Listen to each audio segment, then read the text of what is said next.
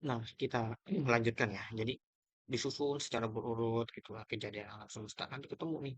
Dari sini kita mempelajari spektrum warna dari cahaya angin yang membawa air hujan, tanah hingga memahami konsep fisiologi, sistem kehidupan baik tanaman, hewan melata, hingga cakra manusia dalam penerapan ilmu pengetahuan, yaitu ilmu pewaris Nabi dan Rasul ya. Bukan ilmu hafalan atau amalan surat yang dibaca Arabnya saja, tapi kisah-kisahnya mujizat anugerah yang ditempuh dalam nubuahnya, supaya tidak menduga-duga mujizat yang diterima Nabi dan Rasul yang sering diceritakan dongeng setiap pagi dan malam kepada kita. Jadi pahami surat Al-Furqan ayat 5 ya. Dalam kisah-kisahnya tidak lain adalah ilmu pengetahuan yang nyata ya. Jadi surat-surat inilah sebenarnya kita kumpulkan dari mana asal penciptaan manusia yang dijelaskan dalam perumpamaannya ya. Apakah engkau tidak memperhatikan bahwa Allah menurunkan air dari langit ya, dari tumbuh-tumbuhan itu tanaman yang bermacam-macam warnanya. Nah, jadi kejadian-kejadian ini tuh ya sebagai pelajaran gitu ya, bagi orang-orang yang berakal, punya akal sehat. Az-Zumar ayat 21. Begitu juga di antara manusia, ada yang berbeda warna kulit, gitu kan. Binatang melata yang bernyawa dan hewan-hewan ternak ada yang bermacam-macam warna. Jadi jelas manusia pun ada, binatang melata pun ada, ya hewan-hewan pun ada. Ya semuanya nanti kita jelaskan di sini semua ya. Ya, di antara hamba-hamba Allah yang takut kepadanya hanyalah para ulama. Ulama apa? Ya ini ulama yang mewarisi ilmu pengetahuan gitu. Jadi amalan yang diamalkan yaitu ya ilmu pengetahuannya dan memberikan manfaat kepada orang lain sehingga ilmu itulah yang menjadi pahala yang tidak terputus. Nah, begitu juga di surat Al-Fatir ayat 27 ya. Kami hasilkan buah-buahan yang beraneka macam jenisnya dan di antara gunung-gunung itu ada garis-garis putih dan merah dan beraneka macam warnanya. Jadi nanti ketemu nih spektrum-spektrum inilah yang membentuk ujung dari ilmu pengetahuan yang masalah DNA, ya, RNA dan lain-lain. Jadi ini kenapa bisa alam semesta ini di dalam tubuh kita pun mirip semua gitu ya. Baik yang di luar ya di luar langit yang ada di bumi pun sama pergerakan gelombangnya, helix yang segala macam itu ada. Nah, inilah peleburan-peleburan yang memang kita harus pahami secara makna, secara akal supaya kita itu tidak lalai dengan ilmu pengetahuan ya. Ya. Dari spektrum warna ini air yang tergenang dengan pH asam basa ya dan air hujan dari air hujan bercampur zat kimia pada tanah yang memiliki beragam unsur hara dan warna yang terbentuk dari asteroid yang sudah dijelaskan sesuai tabel kimia. Jadi warna-warna ini akan menarik. Nah, dari hujan ini turunlah ya cahaya berupa tetesan air berupa pelangi. Jadi warna-warna ini ada pada tubuh kita secara fisiologi kehidupan. Nanti mempelajari ilmu tentang psikologi. Sampai ketemu nih gitu ya semuanya. Spektrum warna dari cahaya, api, angin, dan air dari hujan memiliki makna fisiologi kehidupan. Lanjut tuh unsur hara tanah pun baik unsur haranya warnanya ya yang sudah dijelaskan nih. Al-Fatir ayat 28 di antara manusia pun ada yang bermacam-macam warna. Kemudian dari sinilah tidak kering atau basahnya yang kita pernah bahas di penggenangan seperti lumpur pahami alam ayat 59 ya. Kemudian dari tabel inilah keluar setiap asam basa yang kita pelajari itu ada 14 pH ya. Tabel pH asam basa dari struktur warna baik air dan tanah dapat diukur dengan baik. Dan ini manfaatnya nanti besar ya terhadap kita kalau mau menanam, unsur haranya apa, pH-nya berapa, sehingga membentuk warna seperti apa. Sebenarnya pelajaran-pelajaran yang memang bagi-bagi kaum yang memahami ya, gitu ya. Jadi nanti jelas di sinilah tabel periode unsurnya sesuai warna-warna yang dimaksud dengan ayat Al-Quran. Nah, lanjut. Sinilah kita mempelajari terbentuk sel awal sebagai perkembangan biologi sel setiap makhluk hidup secara alami dari kejadian alam semesta yang dijelaskan pada Al-Quran dan hadis ya. Kalau leluhur kita sebutnya itu sadulur papat lima pancan. Ya. Jadi empat unsur inilah yang menjadikan alam semesta serasi, selaras dan seimbang ya. Dari manalah kehidupan manusia ini adalah dari alam semesta yang menginginkan manusia itu ada gitu. Jadi melebur dalam eh, tubuh kita gitu dari semua zat yang ada di dalam manusia, hewan, tumbuh-tumbuhan. Nah, ini air ya. Surat Al-Anbiya, kami menjadikan segala sesuatu yang hidup berasal dari air, maka tidaklah mereka beriman Ya harus iman, gitu. Semua makhluk hidup itu ada air. Kemudian dari angin, dari cahaya, ya, dari tanah, ya, hingga perubahan fisik, perubahan unsur di sinilah yang menjadi penting. Ya, bagaimana nanti ketemu ilmunya perkembangan biologi sel. Di antaranya yaitu fisika, biologi, genetika, biokimia, fisiologi. Ya, semuanya itu sudah kodo dan kodarnya gitu. Dia manusia sampai terciptanya manusia. Ya, jadi sehingga tahu bukan hanya Adam yang satu rupa, ya sudah dijelaskan di dalam ayat Allah berulang kali perumpamaan inilah beragam warna kulit. Jadi nanti akan ketemu nih, gitu loh. Ketemu dengan ayat yang kebenarannya mengenai perkawinan yang kemarin saya bahas itu ya tidak mungkin satu jenis gitu ya. Adam mempunyai anak ya kan dengan Hawa, Habil dan Habil, ya kemudian punya turunan ya nggak mungkin karena memang itu satu keturunan. Artinya di sini sudah membuka peluang sesuatu yang belum kita pecahkan ya, tapi memang tidak bisa dijelaskan di dalam Quran dan hadis ini satu penjelasan yang memang secara eh, dalil ya, tapi memang supaya manusia itu diberi tanda-tanda yang memahami, artinya dipikirkan gitu dari mana proses awal manusia hingga banyaknya Bani Adam yang dijelaskan dalam hadis ya gitu. Nah, di sini genetika adalah cabang ilmu biologi yang mengkaji tentang cara sifat-sifat makhluk hidup diturunkan dari satu generasi ke generasi berikutnya melalui mekanisme pewarisan genetik sama seperti iblis. Kalau iblis sifatnya ada pada kita, menyombongkan diri, ya kan? Merasa paling benar segala apapun. Ya begitulah karena kehidupan beragama itu seperti kita tuh kehidupan yang angan-angan kosong beragama tapi saling membenci. Padahal larangannya pun sudah jelas kedengkian itu, ya kan? Jadi, ya itulah iman kita akhirnya apa yang diperintahkan di dalam Al-Quran ya jelaskan ya kita banyak mengingkarinya. Ya, jadi jelas urutannya. Gitu. Kemudian biologi atau ilmu hayat. Ya, serapan dari bahasa Arab itu ilmu hayat adalah kajian tentang kehidupan dan organisme hidup termasuk struktur, fungsi pertumbuhannya, evolusi, persebaran dan taksonominya.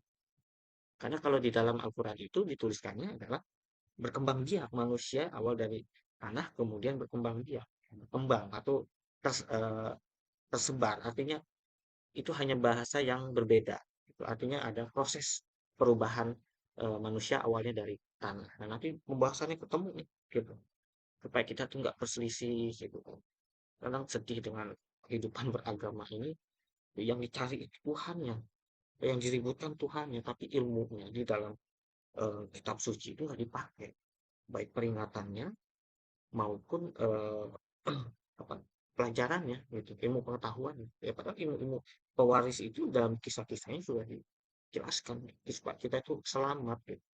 Bukan lagi nanti mati itu ditanya siapa Tuhanmu, tapi apa yang telah kamu kerjakan dalam kehidupanmu, amalan apa yang sudah bisa memberikan manfaat kepada manusia, itulah ya sesungguhnya Allah itu menciptai kebaikan kepada manusia gitu. Jangan diribut-ributkan seperti itu. Gimana ya? Nggak etis gitu. Adabnya itu udah nggak ada. Jadi akhlak yang dibawa para nabi dan rasul itu sudah tidak ada. Nah, dari sisi fisiologi adalah salah satu cabang ilmu biologi yang mempelajari fungsi dari suatu organisme, makhluk hidup, dan bagian-bagiannya. Ya. Di sini fisika, perubahan fisika adalah bentuk perubahan pada cat suatu benda hanya dapat dilihat dan diamati dari tampilan fisiknya saja, gitu. Atau penampilan luarnya sama seperti iman hanya terlihat dari luarnya, dari pakaiannya. Kemudian yang begitu, namun hati dan akalnya mengajarkan kebencian dan permusuhan. Layaknya seperti setan yang dijelaskan di dalam Al-Quran. Biar tahu setan itu siapa, yang asli itu. Semua itu berkumpul pada diri kita. Gitu. Hanya dibersihkan kolbu kita, gitu. Akal kita digunakan. Kemudian biokimia ya, biokimia adalah bidang ilmu yang mempelajari pengetahuan tentang struktur, fungsi dan interaksi biomolekul yang menyusun sel, mekanisme reaksi katalisis enzim, energetika, dan reaksi-reaksi metabolisme sel, proses sinyal transduksi yang terkait dengan fungsi biologis dan fisiologis sel pada tingkat molekuler dan informasi genetik. Ya, kita lanjutkan. Nah, ya diurutkan semuanya. Disinilah perubahan genetika makhluk hidup dari perumpamaan ayat Al-Quran dan hadis yang sudah saya jelaskan surat Al-Baqarah ayat 26. Jadi ini sebuah kisah. Sudah terjadi kisah ini Sesungguhnya Allah tidak segan membuat perumpamaan seekor nyamuk atau yang lebih kecil dari itu ya. Adapun orang-orang yang beriman, mereka tahu bahwa itu kebenaran dari Tuhan gitu. Tetapi mereka yang kafir, kafir di sini adalah dengan kelalaiannya, kebodohannya berkata, apa maksud Allah dengan perumpamaan ini? Ini ada timbal balik kejadian, pertanyaan. Ini sudah mengenal Allah di sini. Dengan perumpamaan itu banyak orang yang dibiarkannya sesat. Dan dengan itu banyak pula orang yang diberi petunjuk, tetapi tidak ada yang dia sesatkan dengan perumpamaan itu selain orang-orang fasik ya. Jadi di Al-Quran ini cuma ada dua pokok ayat itu di surat Al-Imran yang saya sering ulang. Ada yang muhkamat, ada yang mutasabihat. Ya. Dan sedangkan manusia zaman sekarang itu ayat muhkamat dibikin mutasabihat, maka disebut pelakunya adalah ahli subhat. Makanya lebih enak berdakwah itu mengajar kebaikan daripada mengkafir-kafirkan orang, ya. Kamu sholat, kamu puasa, terus kamu sedekah, ibadah-ibadah segala macam, tetapi kamu masih menyakiti tetangga. Ya. Berbelainan agama beda tetangga, kamu bilang pasti itu menyakitkan perasaan orang. Di mana tempat? Di neraka. Kan hadisnya sudah jelas. Dan situlah kesadaran kita sebenarnya. Ya. Kecuali orang-orang yang fasik gitu, karena orang yang fasik itu memang dibutakan akalnya, dibutakan rasanya, sehingga Quran itu jadi tempat kegelapan ya. Di surat Fussilat 44 pun dijelaskan seperti itu. Rasulullah Shallallahu Alaihi Wasallam bersabda, Allah berfirman, siapa yang lebih jolim dari seorang yang menciptakan seperti ciptaan, hendaklah mereka menciptakan seekor nyamuk atau hendaklah mereka menciptakan sebiji jarum. Ya, jadi dalam bahasa ini berkembang sebiji jarum itu, apakah dia membuat hasil ciptaannya dari sel ya atau mikrobiologi ya yang bermanfaat untuk manusia ya, yang bisa dimakan diminum gitu kan. Di sini kan harus paham dahulu namanya sebiji jaroh gitu. Nah, kalimat bahasa ini terus berkembang sehingga disinilah akhirnya ilmu-ilmu Nabi dan Rasul itu ya berkaitan dengan ya sudah canggih juga dengan peradaban dengan ilmu pengetahuannya gitu. Kan penemu-penemu itu pun dari Islam, astronomi segala macamnya. Itu kan ilmu-ilmu pewaris Nabi dan Rasul semua. Nah sekarang kemerosotan gitu kan ya apa? Ya begini akhirnya umatnya gitu. Ya sudah tidak lagi memikirkan kehidupan dunia yang lebih baik, yang belum tentu akhirat itu akan lebih baik pada diri. Ya. Di sinilah kita paham perkembangan ilmu pengetahuan, ilmu pewaris Nabi dan Rasul, yaitu ilmu laduni. Yang dipahami ilmu laduni itu apa? Karena itu yang kita pahami itu ilmu mental, ilmu injak bumi, ilmu sihir. Ya, itu nggak pernah di luhur kita, itu nggak pernah diajarin seperti itu. Kamu harus tahu sejarah. Sering-seringlah ke Ciamis, bagaimana. Bahkan dituliskan di situ, di abad ke-6 pun sudah ada Islam, Hindu, dan Buddha. Ya, mereka tempat peribadatannya yaitu belajar untuk ilmu pengetahuan. Nanti kita jelaskan. Islam itu sudah ada di Indonesia itu kalau mau kita bahas. Nanti memang saya belum buka. Dari abad 1 malah udah ada Islam. Berkembang sampai ke-14 itu ya ajarannya. Gitu ya. Jadi ajarannya apa? Tentang hukum-hukum, peringatan, kemudian tentang ilmu pengetahuan itu tuh aja. Jadi belajar agama tuh simpel, jadi nggak tahu apa namanya. Sekarang tuh kusut gitu ya. Ya memang ya wajar mungkin akhir zaman juga tuh. Peringatan buat kita semua biar kita tuh sadar. Yang bersentuhan langsung manfaatnya terhadap manusia itu ilmu laduni yang selalu dalam penciptaannya dan penjelasannya. Disitulah amal-amal soleh yang sebenarnya disebut anak soleh, mengamalkan ilmu pengetahuan, iman, perbuatan, dan takwa. Ya. Sini nanti kita pelajari sel hewan, sel tumbuhan, perbedaannya apa aja, sampai yang lebih kecil lagi. Sehingga kita paham kenapa penting ilmu ini diterapkan pada eh, nah ini perubahan genetik makhluk hidup dari perumpamaan ayat Al-Quran dan hadis ya. Jadi kalau udah ketemu tanda-tanda yang berpikir, kemudian ketemu perumpamaan, itu ayat-ayat yang mutasabihat ya. Jadi kita gunakan akal kita. Di surat Al-Imran pun dijelaskan ya, kecuali orang-orang yang berakal ya. Jadi cuma dua pokok isi Al-Quran. Nah, disinilah unsur zat yang lebih kecil tingkatannya dari organ organ sel, baik dari tumbuhan dan hewan. Jadi ada tumbuhan, sel tumbuhan dan sel hewan. Ya, dari berbagai inilah berbagai macam-macam sel di dalamnya ada yang lebih terkecil lagi. Ya. Nah, kalau di hewan itu ada nukleus, Golgi, mikrotubules, ovuele, endoplasmik, ya, centrioles, ribosom dan lain sebagainya. Begitu juga di sel tumbuhan. Jadi ada nukleus, nuklear envelope, nukleopor, ya. Di sinilah nanti kita bahas satu-satu. Saya nggak bisa menyebutkan semuanya, tapi yang saya fokus adalah di sini adalah mitokondria yang berhasil pada sel bakteri dalam proses dan mirip dengan genetik manusia. Ya, nanti makanya perumpamaan-perumpamaan inilah yang dijelaskan di dalam Al-Quran.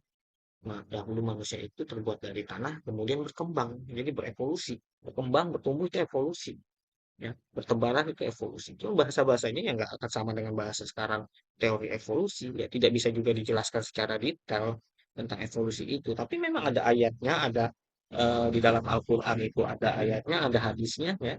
Jadi itu sebenarnya udah cocok semua, tinggal kita jabarkan dari apa yang dituliskan gitu ya. Jadi ada DNA ya. Dari mitokondria inilah ketemu ya, dari sini dibelah lagi ya. Ada DNA, ada matriks, spes, ribosom, membran luar, kristal, membran dalam. Begitu juga pada tumbuhan. Sinilah yang menarik mempelajari Al-Quran itu ya dengan bahagia. Jangan membaca Al-Quran itu seperti orang yang berpandangan tajam gitu ya. Karena memang Al-Quran ini untuk petunjuk seluruh manusia. Hudalin nas, supaya kamu itu bertakwa. Hudalil muttaqin gitu ya. Jadi imanmu perbaiki, perbuatanmu perbaiki, ya. Bersihkan kolbu dan akalmu. Kemudian tingkatkan ilmu pengetahuan supaya itu kamu bertakwa. Itu sebenarnya sebaik-baiknya takwa, bukan ibadah ritual yang kita jalankan, tetapi ibadah-ibadah sosial dan ibadah-ibadah yang memiliki ilmu pengetahuan. Maka disitulah ya, kabar gembira bagi orang-orang, bagi saudaraku yang tertinggal sekarang kok baik. Karena kita bertobatlah untuk memperbaiki diri kita. Dia sadar gitu. Jadi kalau misalkan terus-menerus seperti ini tuh, kita kapan akan majunya? Kita tuh merindukan satu masa di mana masa itu akan lebih cepat. Ya. Manusia itu berkembang, ya tahu apa yang dilarangnya, apa yang diperintahkan. Inilah cikal bakal DNA dan RNA. Ya. DNA adalah singkatan dari deoksiribonukleik asid atau asam deoksiribonukleat. Ya. Sedangkan RNA ribonukleik asid atau asam ribonukleat pada makhluk mikroorganisme. Ya. Sel baik tumbuhan dan hewan memiliki kesamaan yang diambil dari sel mitokondria. Nah, sinilah perbedaan sel mikroorganisme pada hewan dan tumbuhan. Ya. Dan spektrum warna dari cahaya, api, angin, air, dan tanah. Ya. Dan unsur DNA dan mRNA memiliki perbedaan baik bentuk, warna, panjang, struktur gelombang. Ini hampir sama nih, seperti helix. Ya. Yang sempat saya bahas dan bumi mengelilingi matahari seperti helix. Jadi kenapa bisa? DNA ini digambarkan hampir sama dengan struktur alam semesta. Artinya apa? Di sini lah peleburan-peleburan semua zat. Ya, heran saya pun ketika saya meneliti kita itu seperti dalam ruang dimensi yang sama. Gitu. Nanti kita bahas di sini. Ya, karena kita kan bahasanya sesuatu yang gaib itu yang perlu kita imani dulu. Minal goibi. Ya, jadi kita beriman itu kepada yang goib dulu. Tapi yang goib ya kita buktikan dengan nyata. Maka disitulah Al-Quran berkali-kali ya, duduk bersama orang-orang dengan keterangan-keterangan yang nyata, menjelaskan sesuatunya itu dengan nyata. Jadi jelas semua. Jadi biar nggak terkena sihir pikiran kita. Ya sini perbedaannya animal only dari sel hewan dan tumbuhan. Jadi ada kloroplas yang membedakan di sel tumbuhan ada kloroplas dan sel wall. Nah kalau di sel hewan itu yang membedakan itu centrioles. Jadi ada perbedaan. Tapi intinya sama. Ada beberapa kemiripan dari sel-sel ini. Oke, kalau misalkan sama tumbuhan tuh seperti hewan bisa berjalan kan udah kayak film apa Lord of the Ring gitu ya. Tapi bisa dimodifikasi kalau yang mau seperti itu karena memang setiap tumbuhan dan hewan ini punya bunyi gelombang yang kecil. Nanti kita pelajari bagaimana hewan itu ya, baik tumbuhan itu dia mempunyai suara. Suara ini yang bisa diterjemahkan. Ini menarik dalam kajian-kajian ilmu pengetahuan ini ya bagaimana dahulunya semua alam semesta itu bertasbih. Nanti kita bahas satu-satu. Karena kajian itu dalam ilmu pengetahuan. Nah, jika kamu berbuat baik, nah disinilah penting. Jadi bahasanya kajian inilah nanti yang saya bahas secara goib, yang saya jelaskan lebih dalam bagaimana ruh dan genetik itu menurunkan sifat-sifat kebaikan manusia dan akhlak yang mulia pada generasi pewarisnya dari kebaikan maupun kejahatan akan berbalik kepada dirinya atau keturunannya. Gitu. Ya, kalau di Hindu mengenal karma, ya, di Buddha sama, ya di Nasrani dan agama lain mungkin bahasanya berbeda. Tapi bagaimana di Al-Quran ini menjelaskan mirip-mirip lah, gitu ya. Nah, jika kamu berbuat baik untuk dirimu sendiri. Dan jika kamu berbuat jahat, maka kerugian kejahatan itu untuk dirimu sendiri. Jadi akan roda ini berputar hidup. Ya. Jadi kita tuh jangan sombong. Kamu bodoh, misalkan kita bodoh sekarang ya, keturunan kita pun sama menjadi bodoh. Kemudian kita berbuat jolim akan kembali kepada diri kita. Kita korupsi pun sama. Jadi kamu ya harus paham gitu. Jolim itu kan bahasanya dulu. Sekarang tuh jahat, korupsi dan lain sebagainya akan menimpa balasannya. Itu hukum alam. Jadi hukum alam ini akan balik lagi. Nah ini makanya saya buat konsep seperti ini bagaimana ruh itu bisa merekam DNA. Ya, makanya secara gaib kan orang Indonesia paling senang tuh masuk-masukin jin ke dalam tubuh. Itu sesuatu yang gaib. Ya. Tapi bagaimana bisa menerapkan hal itu? Secara terminologi bahasa, jin itu adalah ruh yang berakal. Ya.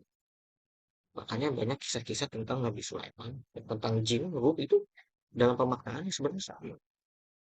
Cuman ya kadang-kadang kita menafsirkan sesuatunya itu berbeda. Ya. Beda-beda tafsiran wajar. Yang penting pernah menulis dengan tangan kita sendiri dan tidak ada aniaya. Ya. Allah pun sudah jelaskan di surat Al-Isra. Paling tidak kita punya pemikiran sendiri, hasil ciptaan sendiri, hasil penggambaran sendiri, menjelaskan tentang ayat Allah. Yang dahulu menulis itu ya karena membaca ayat itu, ya menulis dengan tangan tangan kita sendiri. Urusan salah, urusan benar atau salah, yaitu tergantung amalan kita bisa bermanfaat gak dari orang lain yang membacanya. Kadang-kadang kan kadang perbedaan ini selalu dijadikan oh merubah akidah nih. Kadang-kadang kan seperti itu. Ya, padahal kesesatan itu adalah kesesatan pada perbuatan kita yang sudah melakukan tindakan kejahatan, yang sudah keluar dari jalan yang lurus. Berapa kali Al-Quran itu menjelaskan. Kadang-kadang nggak paham. Jangan-jangan selama ini kita belajar dari kitab yang ditulis orang lain justru malah kesesatan buat kita. Jadi ikut-ikutan. Ya, ternyata kan sekarang sudah terbukti.